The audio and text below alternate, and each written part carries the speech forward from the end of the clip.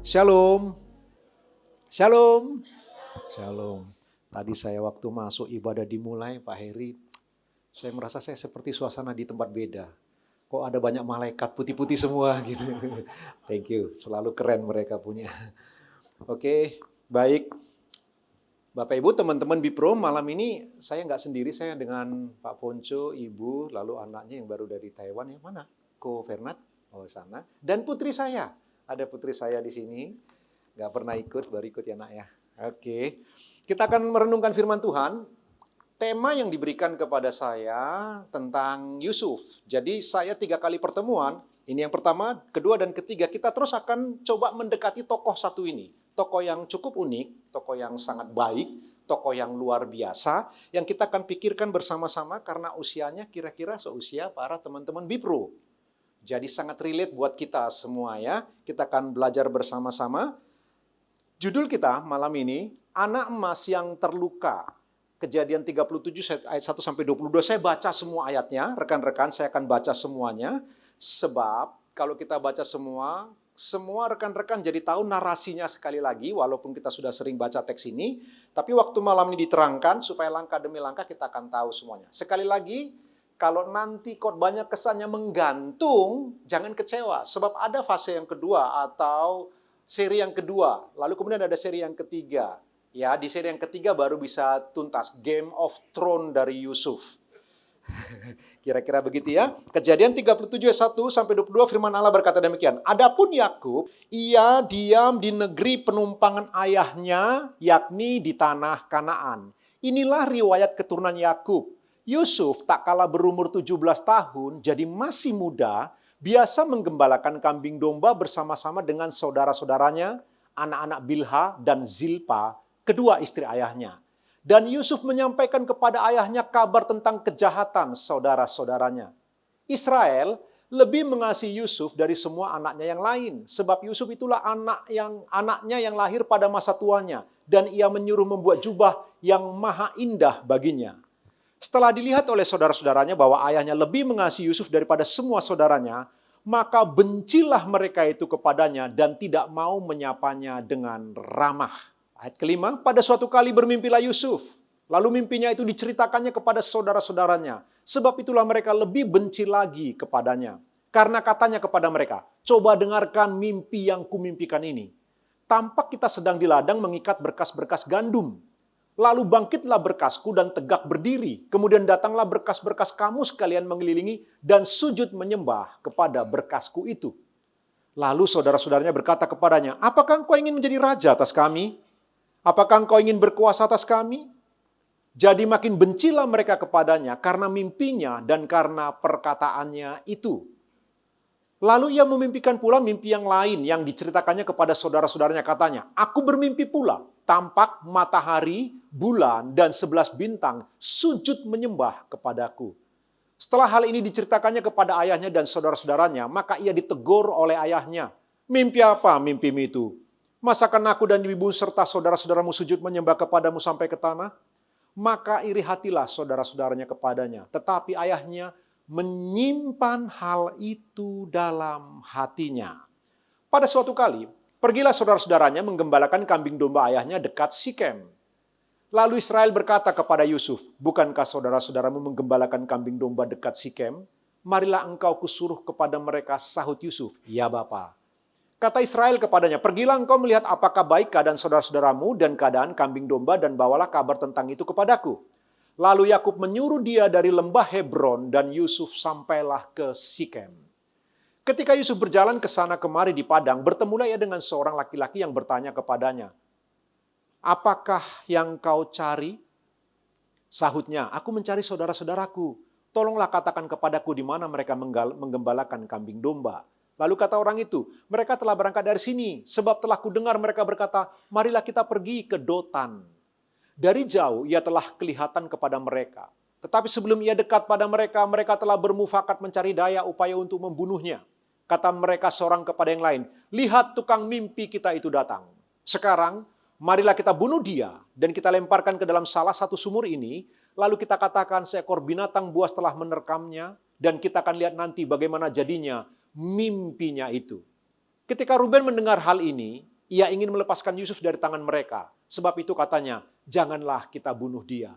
Lagi kata Ruben kepada mereka, janganlah tumpahkan darah. Lemparkanlah dia ke dalam sumur yang ada di padang gurun ini. Tetapi janganlah apa-apakan dia. Maksudnya hendak melepaskan Yusuf dari tangan mereka dan membawanya kembali kepada ayahnya.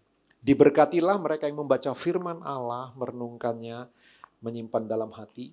Dan yang paling berbahagia kita yang tekun, membaca, menikmati, dan menghidupi firman tersebut. Amin. Kembali kita kepada judul kita, anak emas yang terluka. Siapa yang nggak tahu Yusuf? Rekan-rekan, kita semua tahu. Dari sekolah minggu kita suka mendengar sosok tokoh ini tentang Yusuf. Kesan yang ditampilkan waktu kita sekolah minggu, dia itu seorang yang tampan, sempurna, taat, diberkati. Itulah profil yang diperkenalkan kepada kita dari kita kecil. Tapi lapisan khotbah malam ini, saya coba soroti dari angle yang berbeda. Kita coba ingin rusak profil itu sedikit. Supaya bisa masuk ke level kedua nanti, seri yang kedua dan ketiga jauh lebih enak. Yusuf sama dengan Yasaf, artinya menambahkan, memperbanyak harapan dari si Rahel. Sebab inilah anak pertama yang lahir dari rahimnya sendiri. Dia berharap semoga melalui Yusuf diperbanyak lagi anak yang akan lahir dari dia. Nah, nama anak ini memang sengaja dibuat begitu oleh Rahel.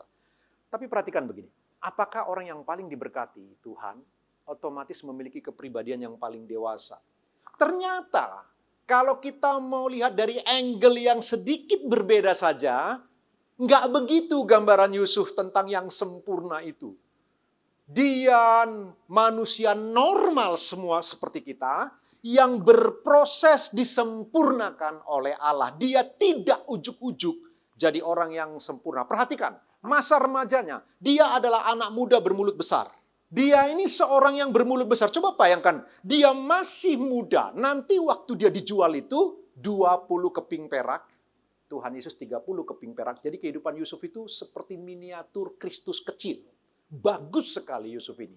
Tapi perhatikan masa remajanya. Dia seorang pemuda yang bermulut besar. Seorang, perhatikan ya, Alkitab tadi berkata, seorang muda yang membawa laporan buruk tentang saudara-saudaranya. Ayat 2. Suka lapor kepada papanya tentang kelakuan saudara-saudaranya. Kita nggak tahu. Ketika dia lapor kepada papanya ini sebuah loyalitas atau menjilat. Narator nggak cerita. Narator diem, membisu. Tapi perhatikanlah, dia suka lapor. Ada apa-apa dengan 10, abang-abangnya itu lapor kepada papanya, lapor kepada papanya. Itu sebabnya dia juga seorang yang sangat dikasihi ayahnya dan dibuatkan jubah yang maha indah.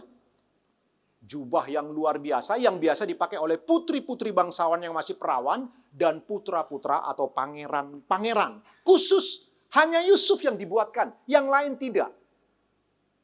Tadi malam saya khotbah doa malam di Nginden, judulnya saya perhalus. Di Batam judulnya itu berhenti jadi orang tua yang buruk. Yakub itu orang tua yang sangat buruk. Saya ulang, Yakub orang tua yang sangat buruk. Jadi tokoh-tokoh Alkitab itu banyak keburukannya Bapak Ibu.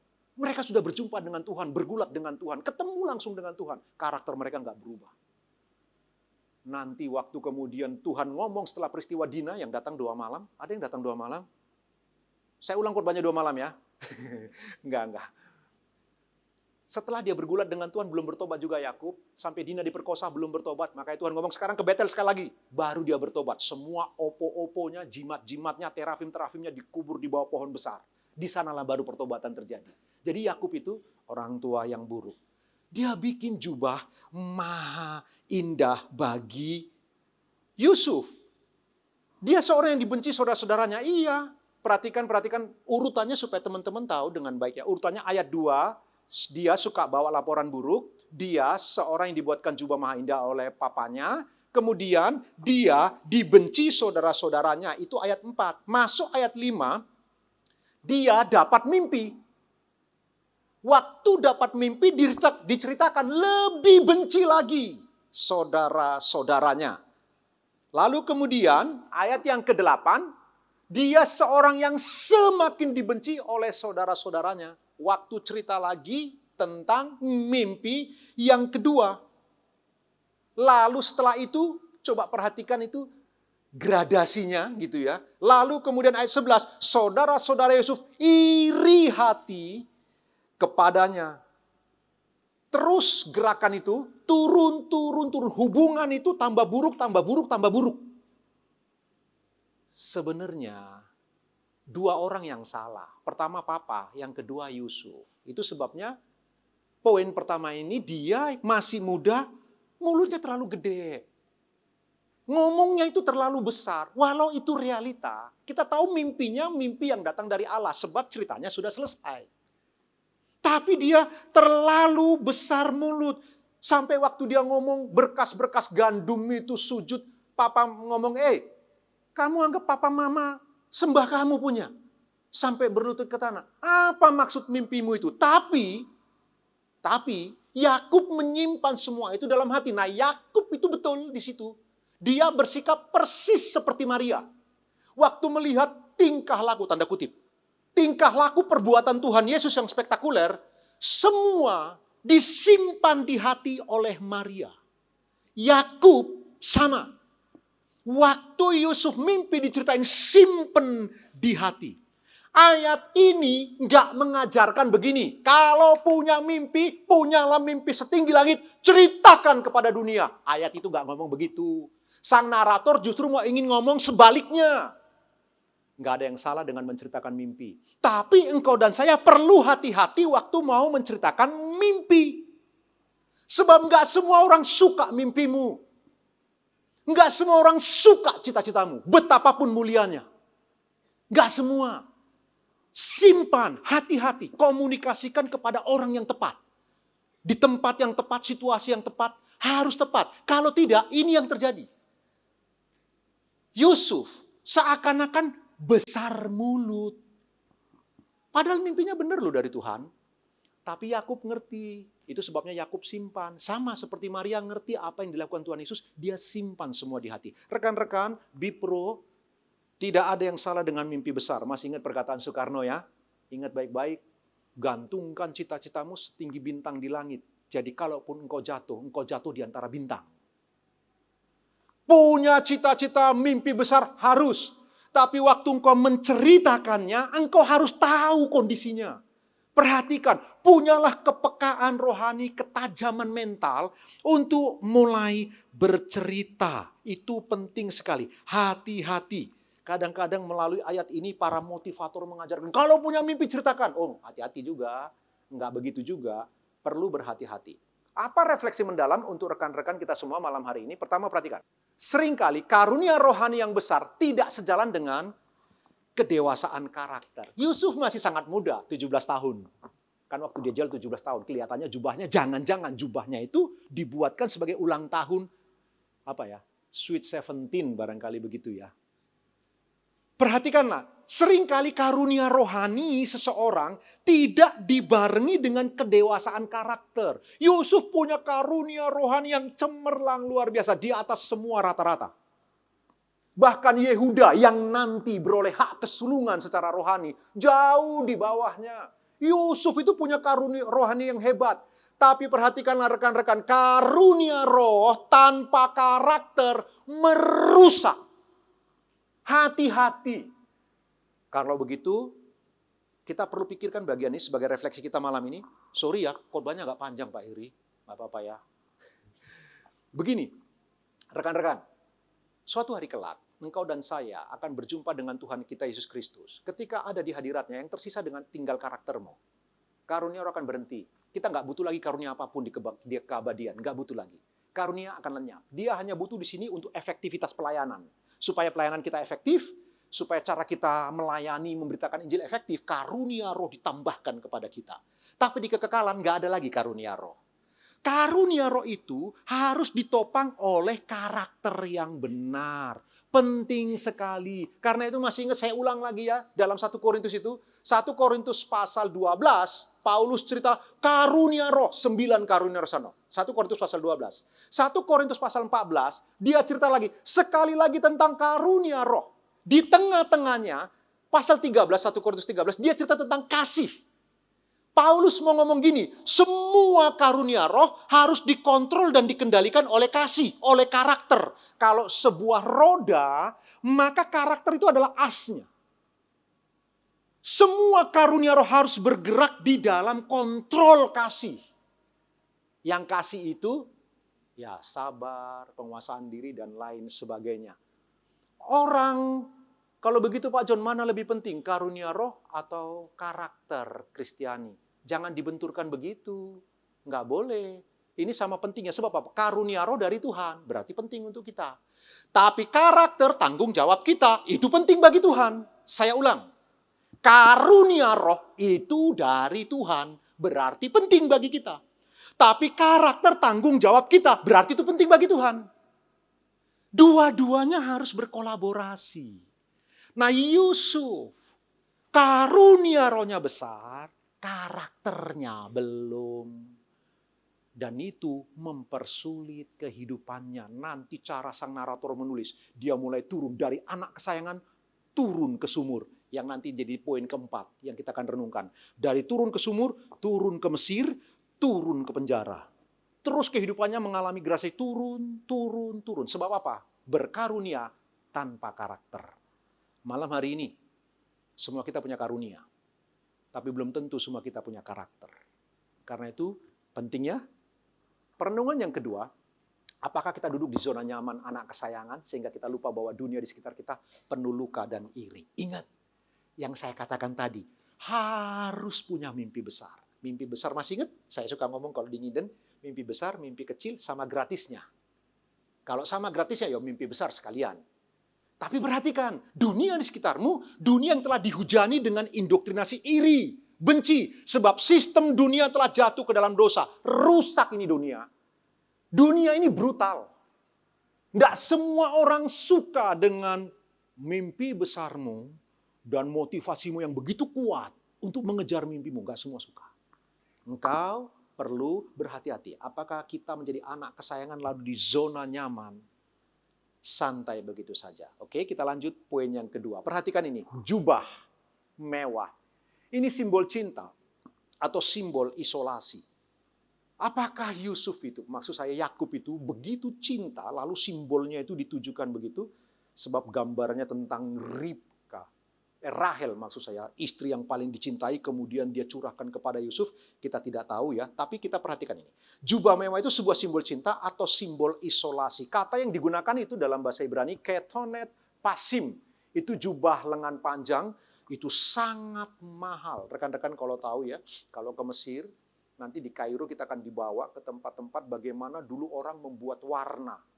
Mereka akan menggunakan binatang-binatang tertentu yang begitu langka, sulit dicari. Warna yang paling mahal luar biasa itu ungu, purple. Itu paling sulit dibuatnya. Dari binatang dikumpulin begitu rupa. Nah, itu dibuat jadi warna. Biasanya jubah seperti ini berwarna ungu. Sebagai informasi. Kemarin saya tanya, waktu kami mesbah keluarga di Batam, saya tanya kepada anak-anak saya. Anak saya cuma 2, tapi kami angkat lagi 3 anak, 4 sekarang di rumah. Jadi kami rame di rumah. Saya tanya kepada mereka, hey, menurut kalian, kitab apa yang paling mahal ditulis? Saya beritahu ini informasi buat teman-teman Bipro supaya ya punya wawasan lebih luas lah. Alkitab kita yang paling mahal setelah diteliti oleh para peneliti. Alkitab yang paling mahal ditulis itu adalah kitab Lukas, Kisah Para Rasul. Sebab Lukas ngomong gini, hai Theophilus yang mulia, ini seorang konglomerat di zaman itu. Aku menuliskan semua ini setelah aku meneliti, dia melakukan penelitian secara khusus. Secara seksama, aku menyusunnya dengan rapi. Jadi kalau dikurskan sekarang ini, karena membuat manuskrip zaman dulu itu mahal luar biasa. Kalau yang murah itu dari papirus. Papirus bentuknya persis seperti piramida Mesir. Di Batam banyak pohon papirus, di tempat kami, di desa kami banyak pohon papirus. Itu ditumbuk begitu, terus direndam dalam lumpur sampai 30 hari. Setelah itu jadi kertas, ditulis di atasnya, ada kebanyakan dari dari kulit domba atau kulit kambing. Nah itu mahal luar biasa. Jadi kitab Lukas dan Kisah para Rasul, kalau dikurskan sekarang, itu rata-rata hampir 100 miliar biaya membuatnya. Jadi menulis satu kitab suci, para Rasul itu menulis, dibutuhkan zaman sekarang itu biaya seperti membuat satu film. Mahal. Nah, supaya teman-teman tahu bagaimana menghargai Alkitab itu. Mahalnya luar biasa waktu ditulis. Gak murah itu biayanya. Belum lagi inspirasi dari Roh Kudus. Oke, kita kembali ke jalan yang benar. Perhatikan ini. Itu jubah mahal sekali. Karena cara mewarnainya beda. Yakub kelihatannya secara tidak sengaja atau mungkin sengaja malah menciptakan jurang pemisah yang menganga antara Yusuf dengan saudara-saudaranya. Kasihan Yusuf ini. Sedih sekali Yusuf ini. Favoritisme bukanlah berkat. Ini adalah benih perpecahan. Hati-hati ya rekan-rekannya, kita belajar dari cerita ini. Sekali lagi, Yusuf itu kejepit. Sulit sekali situasinya. Pertanyaan untuk kita semua yang sudah menjadi orang tua. Apakah kita sebagai orang tua sedang menciptakan Yusuf lain yang gak siap menghadapi kerasnya dunia ini? Perlu hati-hati rekan-rekan. Itu sebabnya sebenarnya jubah itu sebuah simbol cinta atau isolasi. Perhatikan ini baik-baik. Apakah kita sebagai orang tua sedang menciptakan Yusuf lain yang tidak siap menghadapi kerasnya dunia ini? Dunia ini brutal. Rekan-rekan, kerasnya minta ampun.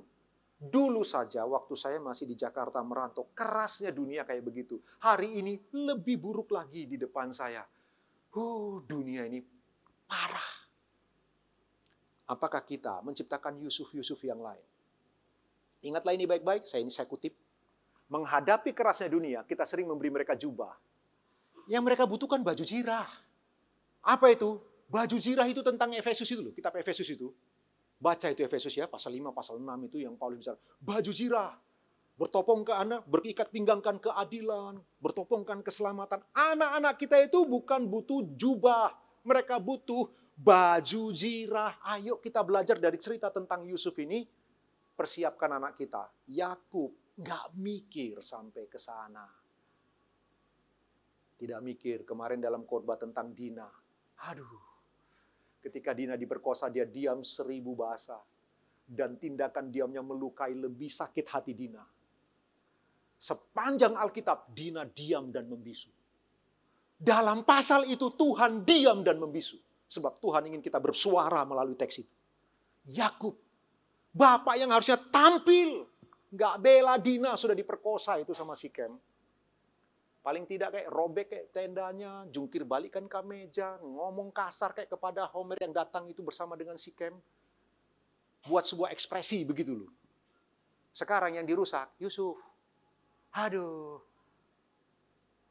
Tolong yang namanya Yakub jangan marah ke saya ya. Ini Yakub perjanjian lama. Itu juga setelah dia nanti bertobat berubah kok, Yakub diganti namanya jadi Israel gitu ya. Oke rekan-rekan, kita masuk poin ketiga supaya jangan kemana-mana khotbah saya ini berantakan nanti kita semua. Ingat, kepribadian yang ambigu. Oleh karena koko-kokonya begitu, sementara papanya mencintai luar biasa, dari kecil kehilangan mama kandung, yang kelihatannya membesarkan adalah Lea, berarti mama tiri, maka Yusuf itu punya kepribadian mau nggak mau terbelah. Dia seperti punya kepribadian ambigu di masa remajanya. Coba perhatikan, Yusuf mimpinya tadi, dia melihat dirinya sebagai pusat. Berkas gandum, matahari, bulan, bintang. Semua sujud kepada berkasnya. Dia jadikan dirinya sentral, pusat. Tapi dia buta bahwa di mata koko-kokonya itu muncul sinar merah yang menyala tanduk yang keluar. Dia nggak bisa baca. Coba perhatikan Yusuf itu.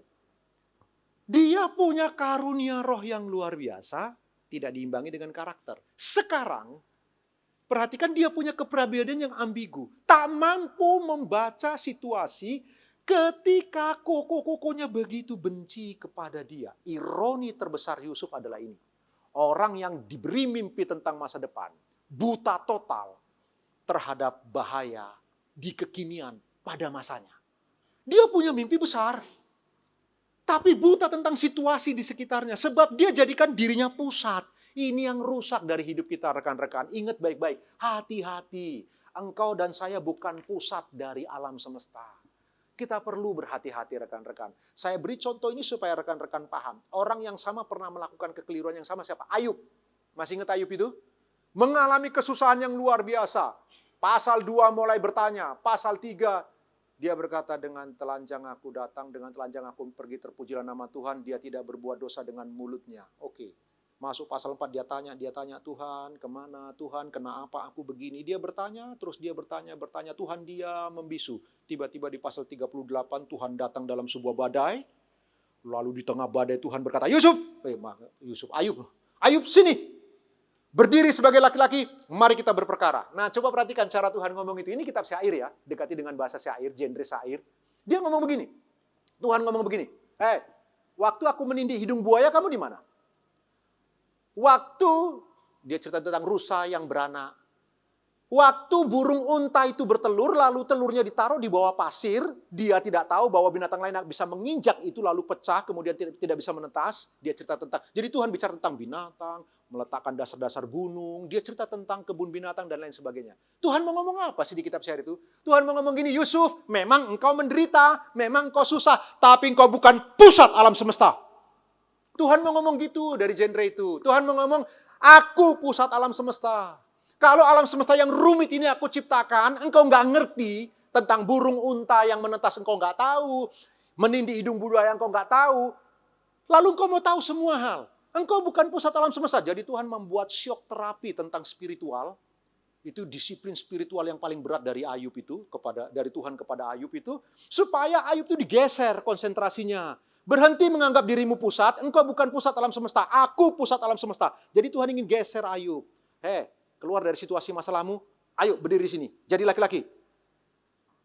Ayub mengalami itu, Yusuf mengalami yang sama. Jangan lupa, kitab Kejadian ditulis sebelum kitab Kejadian, kitab Ayub telah beredar. Jadi kitab Ayub, kitab yang tertua yang kita punya. Yusuf itu menjadikan dirinya pusat. Dia pikir mimpinya itu menjadikan dia seperti pusat. Dia adalah pusat spotlight yang harus disorot terus. Kita perlu pikirkan bagian ini. Kita mengagumi Yusuf versi akhir. Tapi kita perlu jujur pada Yusuf versi awal. Seorang remaja yang cerdas secara spiritual.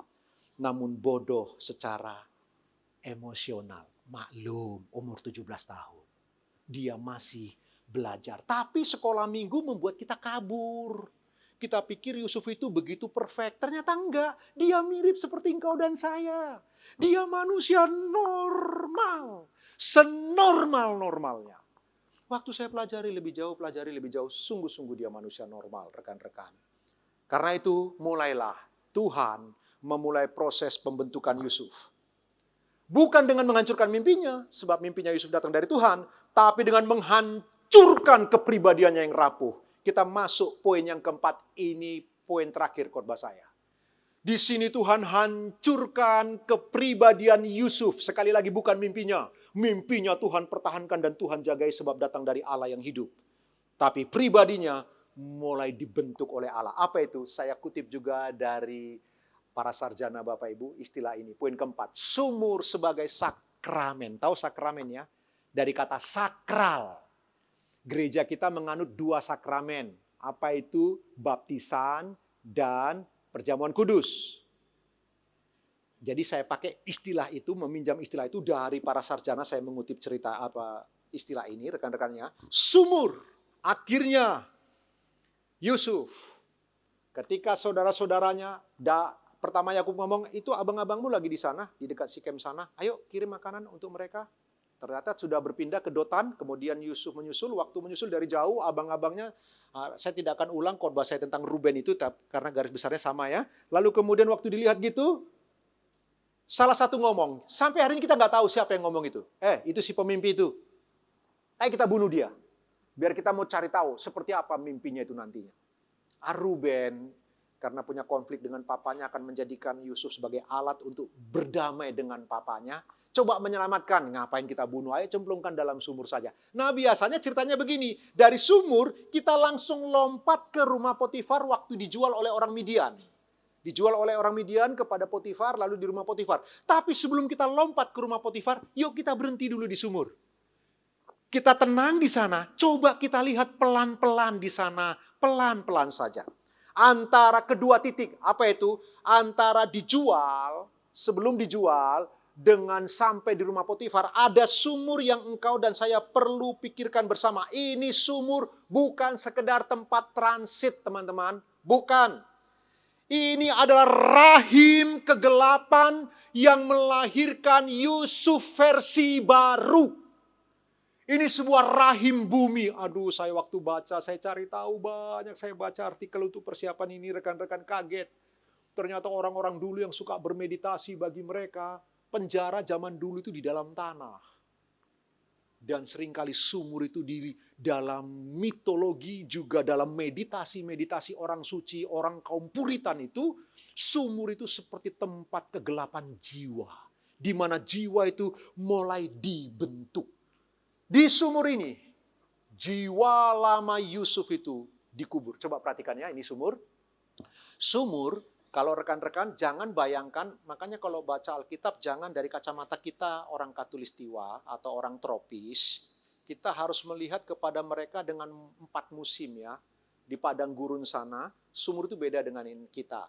Kelihatannya sumur yang ada itu adalah karena sumurnya kering, berarti ini sumur tak ada hujan. Sumur hanya berisi ketika hujan turun. Sebelum kita sampai ke sana, teman-teman tahu ya, masih ingat khotbah saya dingin dan saya lu khotbah dingin gitu, tapi memang saya khotbahin sih. Motif sumur di Alkitab. Teman-teman, di Alkitab kita ada motif sumur. Ingat ya, coba perhatikan. Pertama, Ishak ketemu dengan Ribka, Eliezer itu di mana? Di sumur. Yakub ketemu Rahel di sumur. Musa ketemu Zipora istrinya di sumur. Di perjanjian baru, perempuan Samaria di sumur Yakub ketemu dengan Tuhan Yesus di sumur. Nanti Tuhan Yesus dimasukkan di rumah Imam Kayafas ke dalam sumur penjaranya. Nabi Yeremia pernah dimasukkan ke dalam sumur di dalam penjara itu. Di dalam Alkitab, sumur-sumur itu punya motif. Enggak sembarang sang narator itu, para narator menuliskan. Sumur itu punya motif-motif. Tapi motif yang paling kuat, setiap orang berjumpa dengan sumur, mereka berjumpa dengan diri mereka. Lalu perjumpaan dengan diri mereka membawa mereka berjumpa dengan Tuhan. Mereka berubah. Itu motif sumur. Rekan-rekan, di dunia sana, sumur itu di daerah Dotan sana, daerah orang Palestina sana, perhatikan ini. Ini sumur adalah wadah air hujan. Kedalaman sumur di padang gersang itu 15-30 meter. Gelap total, tidak ada lubang cahaya di atas kecuali sebesar uang logam untuk kemudian mengaitkan itu waktu hendak membuka tutup sumur. Dan karena dia terbuat dari batu yang tebal, itu sebabnya perempuan-perempuan butuh beberapa banyak orang. Itu sebabnya tokoh-tokoh yang saya sebutkan tadi menolong mereka membukakan sumur untuk bisa mengambil airnya. Lalu kemudian dia itu dingin merasuk tulang kalau malam hari, tapi panas menyengat di siang hari luar biasa sumur-sumur di padang gurun itu. Karena itu sekali lagi jangan pikirkan seperti sumur di tempat kita ini. Bau tanah, bau lumpur, mungkin bau bangkai hewan yang pernah jatuh sebelumnya. Suara, hanya suara jantung bersendiri berdebar. Saya coba bandingkan, nggak apple to apple, tapi paling tidak rekan-rekan punya gambaran besar. Pernah lihat ruangan ini? Ini ruangan anechoic chamber, ruang tanpa gema. Ini ruangan supaya saya jangan sampai salah informasi. Salah satu ruangan yang ada di Orfield Laboratories di Minneapolis, Amerika Serikat. Ruangan paling sunyi di dunia. Ini ruangannya menyerap hampir 100% gelombang suara. Dia kedap suara. Hampir 100%. Tidak memantulkan suara sama sekali. Ruangan itu mengisolasi dari suara-suara yang di luar sana. Nggak bisa masuk ke dalam. Tingkat kebisingannya minus 24,9 desibel. Yang normal itu kan, kita ini kan tingkat kebisingannya 0 ya. Dia itu minus 24,9 desibel ruangan ini. Coba bayangkan ruangan ini luar biasa. Karena nggak ada suara dari luar rekan-rekan, apa yang terjadi? Nggak ada pantulan, nggak ada noise apapun yang mengganggu. Ketika seseorang dimasukkan ke ruangan seperti ini, yang terjadi secara alami, otak ini mulai menangkap suara internal tubuh. Otak ini yang ditangkap bukan suara dari luar karena nggak ada lagi suara dari luar. Yang ditangkap itu suara internal dari tubuh. Seperti pertama-tama detak jantung. Dia dengar dulu detak jantung. Setelah detak jantung, lalu kemudian dia, menurut penelitian ini, aliran darah bisa kedengaran di ruangan ini. Pelan-pelan aliran dalam mulai terdengar, lalu kemudian gerakan sendi-sendi tulang kita itu mulai kedengaran. Lalu bunyi perut, bahkan denging sistem saraf manusia mulai terdengar. Karena itu orang terlama yang pernah dites di ruangan ini 45 menit jerit-jerit minta keluar. Ketakutan luar biasa. Mengerikan. Sebab dia bisa mendengar saraf-saraf tubuhnya.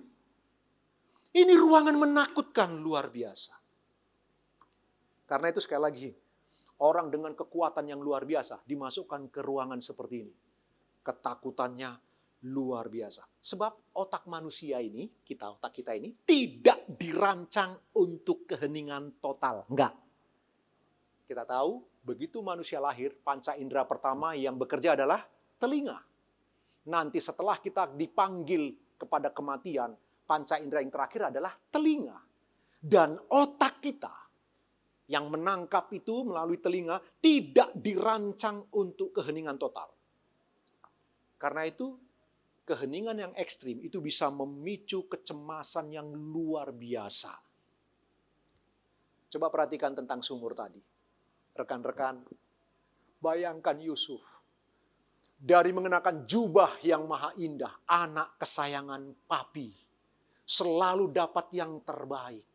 Tiba-tiba jubahnya diambil.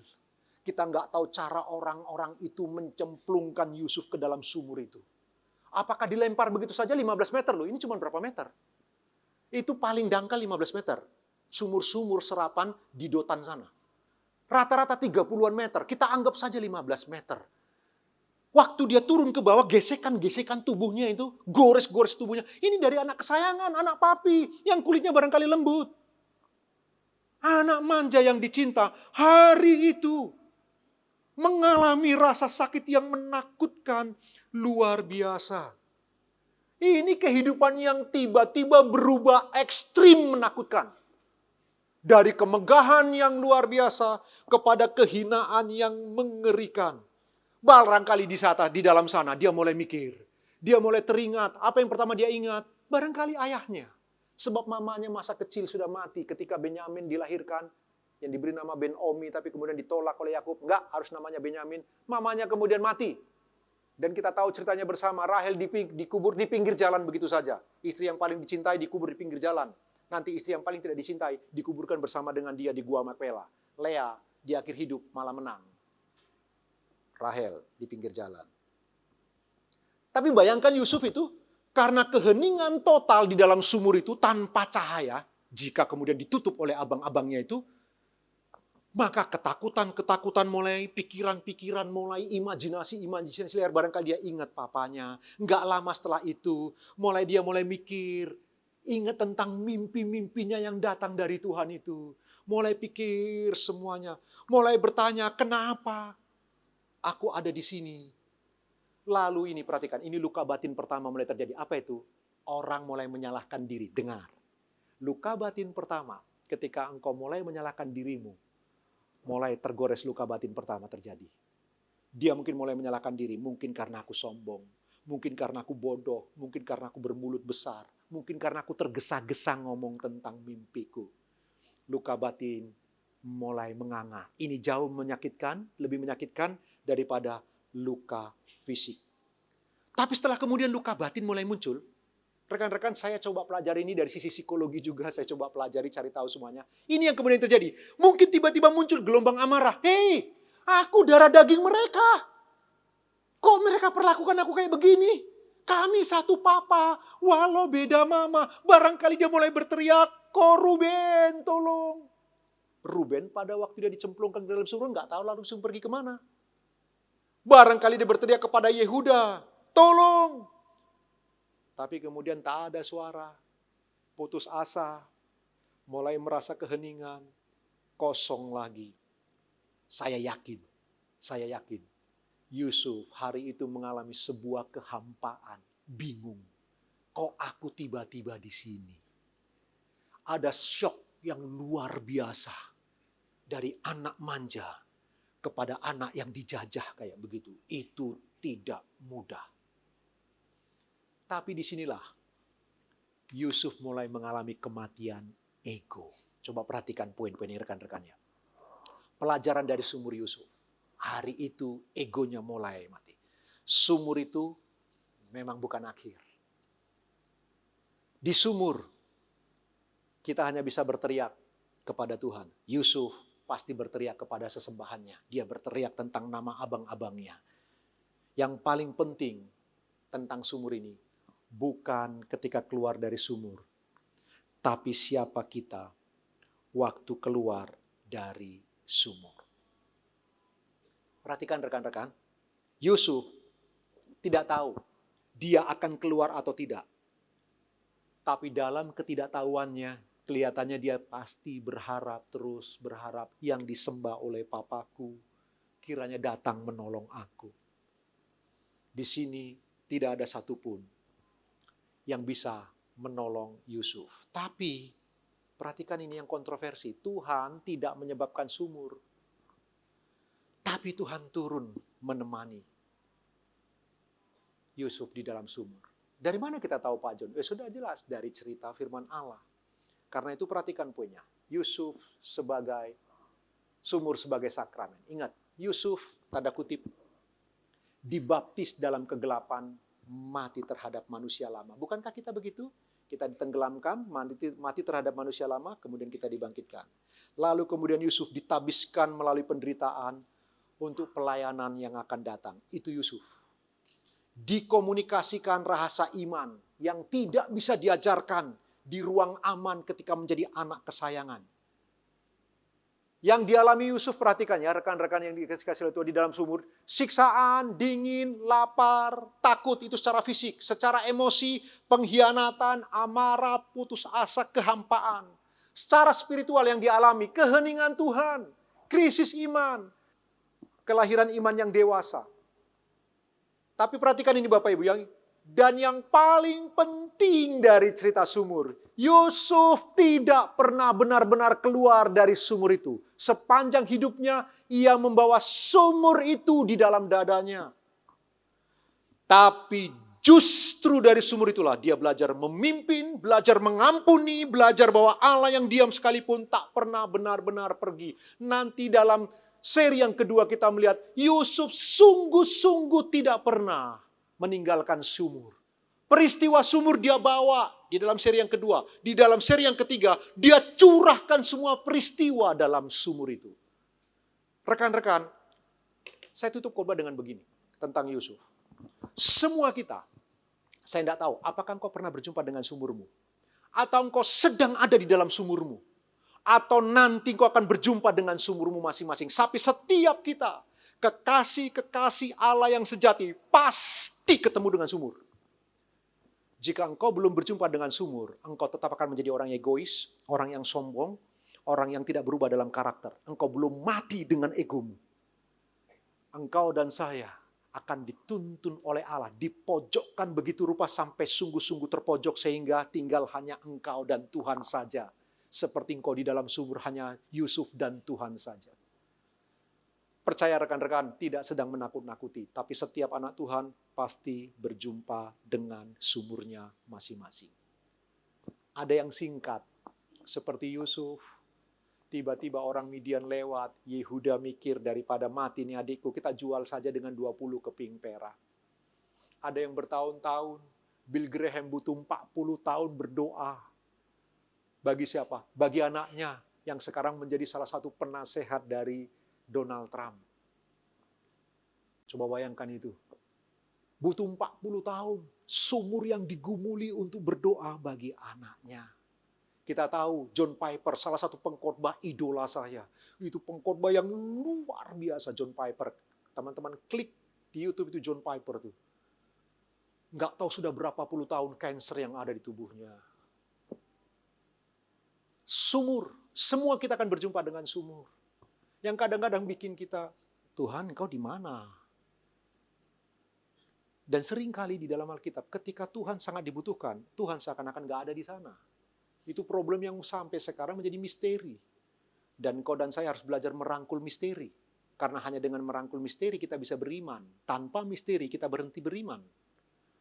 Jadi misteri adalah ruang untuk kita bisa beriman. Karena itu rekan-rekan, setiap kita, seperti Yusuf berjumpa dengan sumur.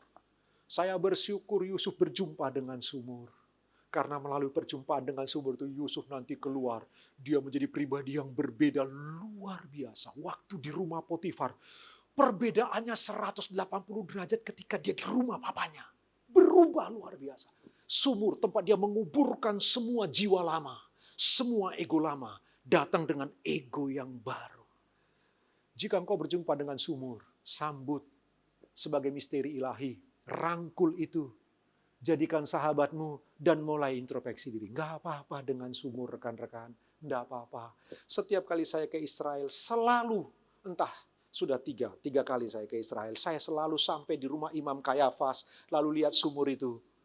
Sebab malam itu Tuhan Yesus dimasukkan ke dalam sumur. Di zaman dulu sumurnya itu diisi dengan air. Dinginnya luar biasa. Air di sana karena 4 musim, dingin ekstrim luar biasa. Dan Tuhan Yesus direndam begitu. Cara masukkannya dia diturunkan melalui kain gitu, diikat seperti Yeremia dimasukkan begitu. Karena orang zaman dulu kuburan itu di dalam tanah. Dan Yesus kemudian air teteh diisi sampai ke lehernya. Sementara Yesus tahu, dia nggak boleh mati tenggelam. Yesus nggak boleh mati kecelakaan. Yesus harus mati tergantung di kayu salib. Berarti semalam-malaman setelah dia disiksa habis-habisan, dia harus berdiri terus. Sebab kalau dia mati tenggelam, nggak boleh. Nggak boleh, dia tahu nubuatan perjanjian lama. Dia harus mati tergantung, berarti dia harus berdiri terus di sumur itu. Dan setiap kali saya masuk sumur itu, sekarang sudah dibuatkan tangga. Setiap kali saya masuk ke sumur itu, saya akan baca Mazmur pasal 88 itu.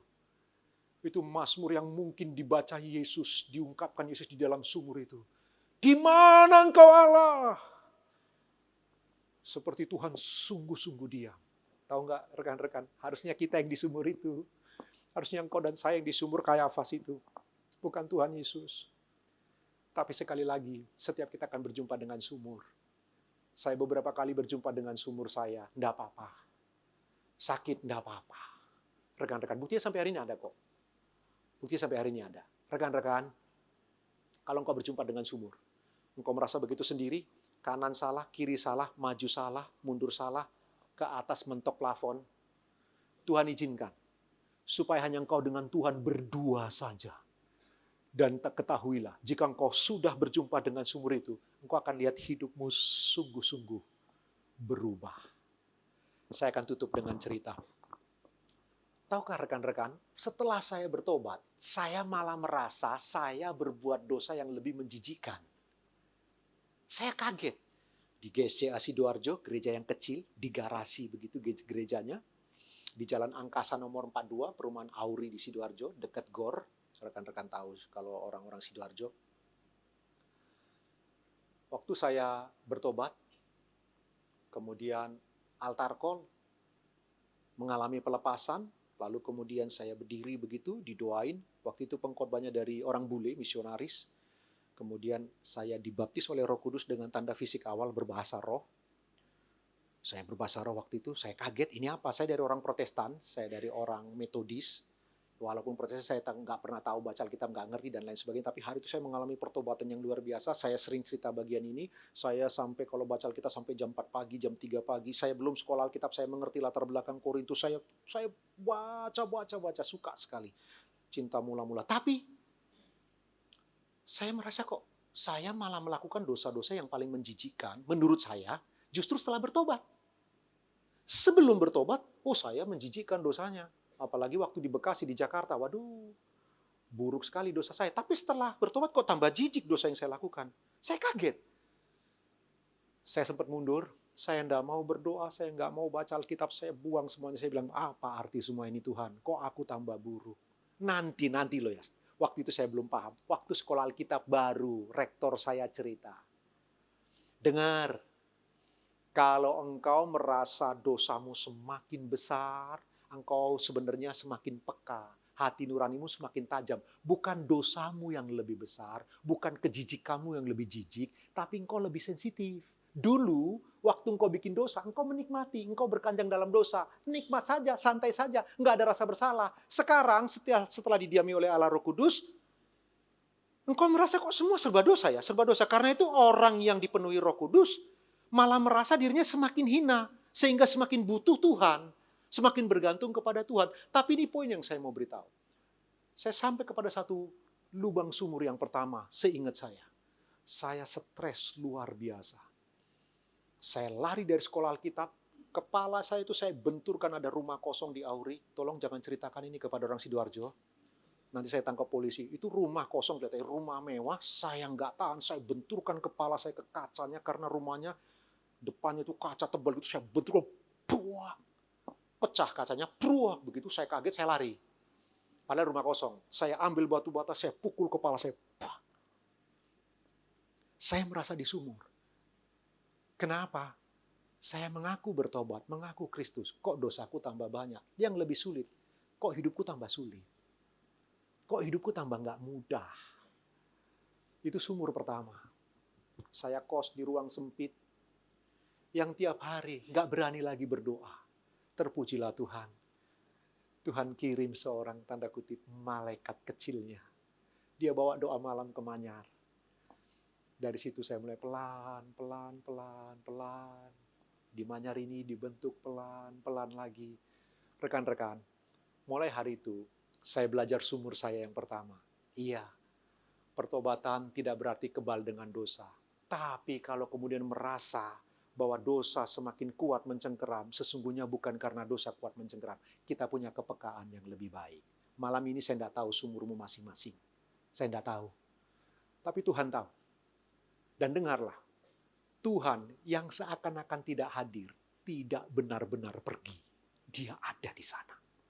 Mungkin Yusuf tak merasakan, tapi dia ada di sana. Nanti, di seri yang ketiga, perhatikan ini. Ketika Yusuf kemudian menjadi Perdana Menteri, tak ada satu ayat pun secara eksplisit mengatakan Tuhan menyertai Yusuf. Aneh.